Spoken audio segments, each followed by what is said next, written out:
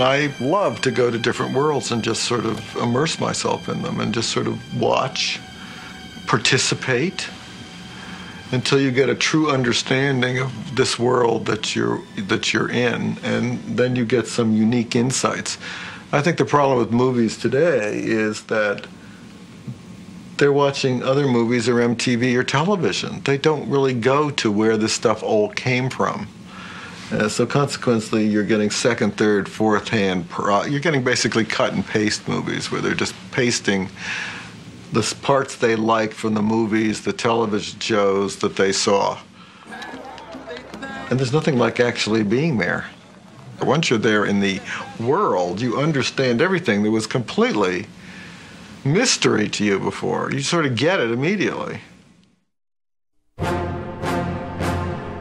There's so many movies with people being shot and hit and gangsters shooting other gangsters. And I'm usually at my best when I start with the visual idea from the sequence. It takes a lot of thought because, you know, these are sequences that are written, that you work with the writer, but they have a certain type of dramatic development and story, and then you got to figure out ways to make these work on film.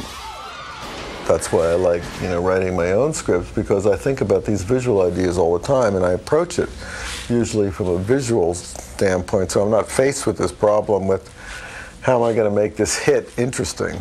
There's a delivery for you, Mr. Kleinfeld.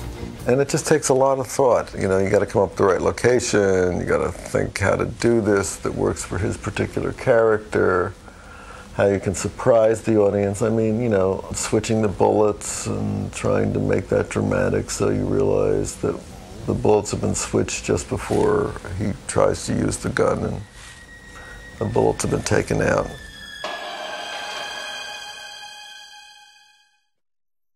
I don't know, maybe it's a misfucking understanding here. I don't know, man. Maybe you don't remember me. My name is Benny. Maybe I don't give a shit. John, of course, we had to sort of talk him into playing this. He had now become sort of a big stage star and was starring in movies. Talk him into doing the supporting role. But he was fabulous. I mean, them together are really an electric duo. You know, my name is... You try to find kind of metaphorical connections, thematic connections.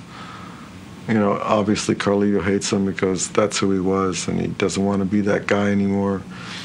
You know, a ruthless, ambitious guy that's tough as nails, and he's not that guy anymore. But when he sees him, it enrages him, and he makes a big mistake by throwing him down the staircase. You don't mess with guys like that. They don't forget. You fucking in the history books, that's what you are, man. So you might as well fucking kill me now, because if I ever see you again, I swear to God, I'm gonna fucking kill you.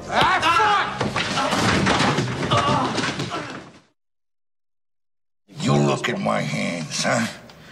Now you make me raise my voice and I'll snap your neck like a breadstick. He was a very interesting character. He was a gangster. He'd been put away for a while. He was a made guy.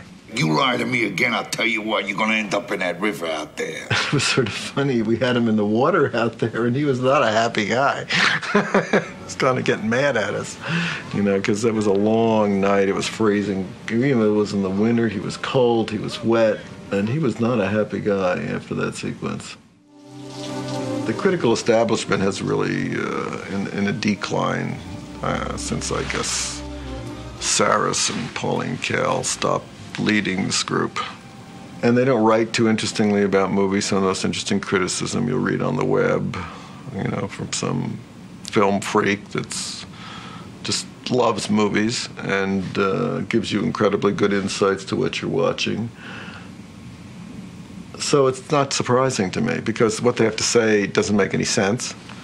And the movies basically have to stand up for themselves.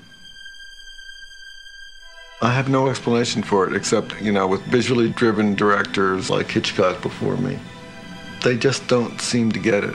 They don't seem to get it. They have to be guided by maybe the Europeans that sort of see what's on the screen. And I'm a very controversial director because I'm not part of any establishment. Because I have, I believe you have to find things on your own. You don't have to.